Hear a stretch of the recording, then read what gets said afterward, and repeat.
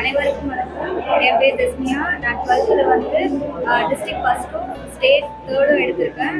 என்னோட மார்க் 597. என்னோட பேரண்ட்ஸும் என்னோட டீச்சர்ஸும் எனக்கு ரொம்ப சப்போர்ட்டாக இருந்தாங்க.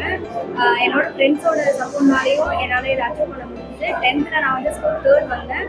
11th வந்து ஸ்கூல் ஃபஸ்ட்டு. அதுவும் அதே ஹார்ட் ஒர்க்கோடு படித்து ஸ்கூல் 12th ஸ்கூல் ஃபஸ்ட்டு வந்திருக்கேன்.